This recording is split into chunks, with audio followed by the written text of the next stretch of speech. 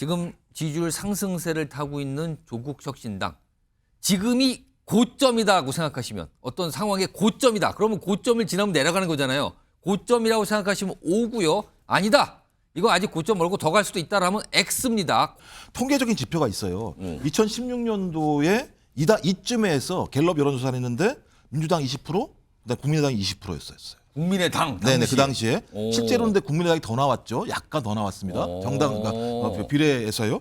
2020년도에는 이 당시에 열린민주당이 갤럽 기준으로 4%가 나왔어요. 4%. 근데 거의 비싸게 갔어요. 아. 근데 요번에 민주당이 25%, 조국신당이 15%가 나왔어요. 예. 그러니까 제가 볼 때 아직 여력은 남아있다는 생각이 드는 거예요. 그러면 중도층을 흡수하겠다. 중도층 얘기를 한단 말이에요. 그러면은 처음에 선명성을 강조하다가 중도층을 얘기하게 되면 이제 사실은 이게 뭐가 묻어지는 딜레마에 건가요? 빠지는 거예요. 딜레마에. 그렇게 되면 이것도 아니고 저것도 아닌. 그래서 저는 그런 모습을 보이기 때문에 이 정당은 지금이 고점이고 본인들이 선택을 해야 돼요. 친문 정당을 정확히 표방할 것인지 새로운 미래가 표방하기 전에 또는 뭐 선명성 있는 옛날 열린민주당식의 어떤 정책을 내세울 것인지.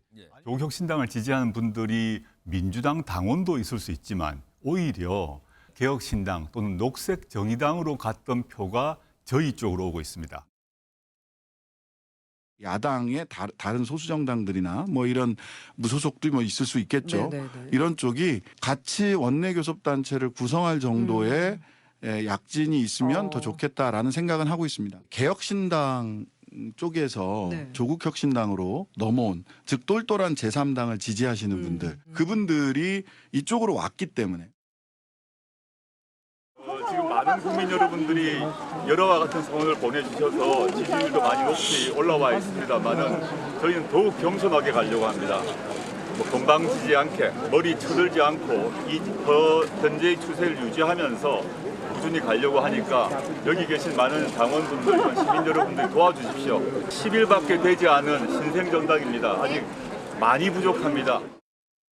이런 상황에서 이거 보면은 일단 조국신당의 최근의 어떤 상승세에 대한 자신감이 좀 느껴져요, 지금요. 발언들에서. 그런데 반면에 밖에서 이제 지켜보는 분들, 이분들 중에는 이제 신당 만들어서 활동하신 분들이 있는데 이분들은 약간 다른 생각 같아요. 들어보겠습니다.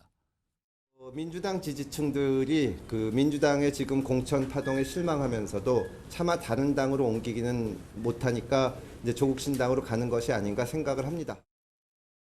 민주당 자체에 소위 말하는 알짜 진보 진영이라고 하는 사람들이 그 사람들이 조국 신당에 대한 지지를 보이지 않나 이렇게 생각을 하는 겁니다. 그렇게 크게 탄력을 받을 거라고는 생각하지 않아요. 지금 지지율 상승세를 타고 있는 조국혁신당.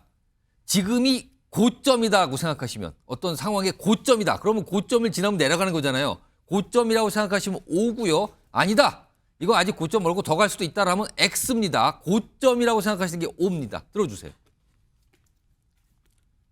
오, 세 분이 O, 고점이고요. 한 분만 X예요. 그럼 더 갈 수 있다는 분 딱 한 분 나왔어요. 이재명의 공천 학살 때문에 이제 반사 이익을 보고 있어요. 아직 후보는 아니고 예. 대표입니다. 이제 대표가 아직 그 비례 안 받았죠. 반사 이익을 보고 있는 거고 자력으로 본인이 그 지지를 올린 게 아니에요. 민주당 내에서 그 공천 학살, 친문 학살이 이루어지니까 마음 둘 곳 없는 민주당 지지자들이 이건 아니다 싶어서 조국 혁신당으로 잠시 몸을 이제 피한 겁니다. 비가 막 쏟아지니까. 잠시 피한 거다. 네, 잠시 피한 거다. 잠시 피한 거고요. 지금 조국 혁신당에 지금 중요한 과제가 남아 있는데 뭐냐면 순번이에요. 비례가 이제 순번이 이제 중요하지 않습니까? 그 순번이 정해지면서 아마 사람들이 진짜 마음의 결정을 할 건데 왜 그러냐면 조국 후보자는요 본인의 순서를 앞번으로 할 가능성이 대단히 높습니다. 그렇게 되면요 이분들이 우리가 지지하는 조국 혁신당이 이제 윤석열 대통령 국민의힘과 싸우는 게 아니라 자기 방탄을 위해서 자기 보신을 위해서 국회 입성하려 한다. 이제 그런 걸 자각을 할 수 있어요. 그러면서 이제 우리 대여 투쟁을 하려면 단일 대우를 갖춰야 되니까 민주당으로 가야 돼. 이렇게 돌아설 가능성이 대단히 높습니다. 왜 그러냐면요. 지난번에 열린민주당이 또 이 비슷한 상황입니다. 열린민주당도 딱 한 달 전 이쯤입니다. 한 달 전쯤에 의석수를 10석을 기대했어요. 그때 여론조사 대단히 잘 나왔습니다. 근데 막상 한 달 뒤에 투표를 해보니까요. 단 3석이 나왔어요. 단 3석이 나온 것처럼 조국 후보자도 지금 이게 내가 진짜 내 힘으로 된 게 아니라 바람으로 된 거다. 그 바람이 그것도 이재명이 부는 풍선 때문에 된 거다. 그래서 아마 3, 4석을 기대하고 기대하고 있을 거고요. 지금부터는 꼭지점 찍었기 때문에 우하향으로 내려갈 가능성이 대단히 높다고 봅니다. 일단 양당제가 갈수록 강화가 되는 예. 추세라고 보여지고요.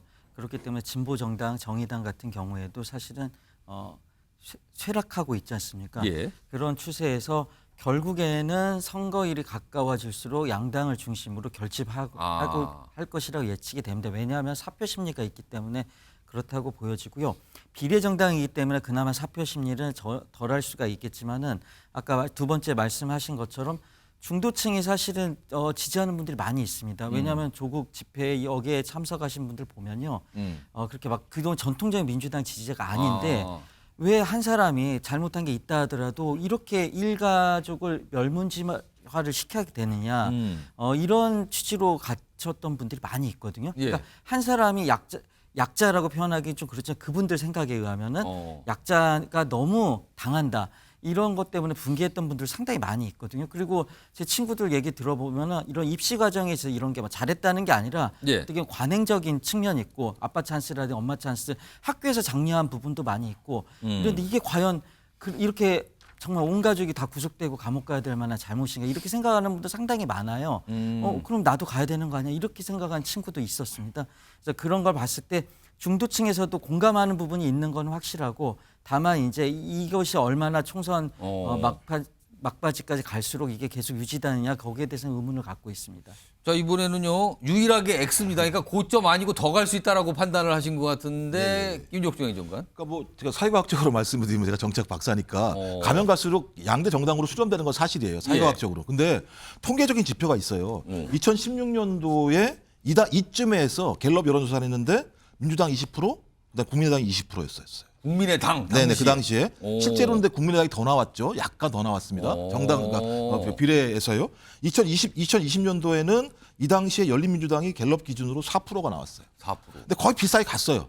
근데 요번에 민주당이 25%, 조국 신당이 15%가 나왔어요. 예. 그러니까 제가 볼 때 아직 여력은 남아있다는 생각이 드는 거예요. 그래서 여력은 분명히 있습니다만 가장 중요한 핵심은 그러니까 소위 민주당에서 배치할 예. 비례대표 의원들의 능력, 그다음에 조국 혁신당에서 배출할 비례대표 의석의 능력, 이 능력치를 보면서 만약에 소위 민주당의 비례정당보다 예. 조국 혁신당의 비례에 있는 분들이 더 낫다라고 판단한다면 저는 지역에서는 민주당을 찍어주지만 비례에서는 분할 투표를 할 가능성들이 아직까지 여지가 남아있다는 측면이 분명히 있기 때문에 예. 이 부분들은 두고 봐야 된다는 생각이 듭니다. 이재명 대표를 벤치마킹해서 국회를 방탄장으로 삼겠다고 지금 총선에 출마하고 계시고 본인의 과거나 본인의 잘못에 대해서는 일도 언급이 없이 갑자기 한동훈 비대위원장을 상대로 특검법 발의하겠다고 하는데 뭔 일만 있으면 특검법 들고 나오는 민주당의 정치를 그 나쁜 정치를 금방 습득하신 것 같은데 이것이야말로 도둑이 몽둥이 들고 설친다. 주호영 국민의힘 의원이요 법안을 발의했어요. 지금 이 임기 국회의원 임기 막판인데 조국 황운하 방지법.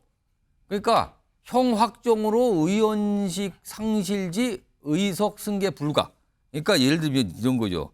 그러니까 이게 딱 조국 전 장관 관련된 것 같은데 이런 거예요. 유죄 판결을 받고도 총선에서 뭐 비례대표 출마해서 국회의원이 됐다. 근데 만약에 형이 확정돼서 의원직이 상실했다. 그러면 승계가 안 되는 거예요. 그냥 의원직이 사라지는 거죠. 다른 사람이 받지 못하게. 이른바 조국 황운하 방지법을 발의했다 그럽니다. 윤기찬 변호사 이것까지 포함해서 일단 오 이유 그다음에 요거 법안도 설명을 같이 좀 해주시죠.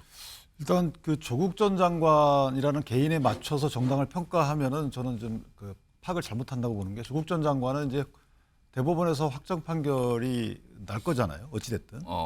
그렇게 되면 본인이 그 정당의 대표를 유지하기가 그렇게 오랜 시간이 안 걸려요. 그렇다면 황운하 또 원내대표의 경우에도 마찬가지로 지금 또 1심이 나왔단 1심에서 말이에요. 또 3년에 나왔죠. 그러니까 이 두 분에 대해서 포커스를 맞춰서 판단하는 것은 저는 좀 길지 않다고 보고 저 정당에 지지를 보내시는 분들을 보면 첫 번째는 이제 옛날 열린민주당처럼 선명성을 강조하시는 분들이 있을 수 있어요.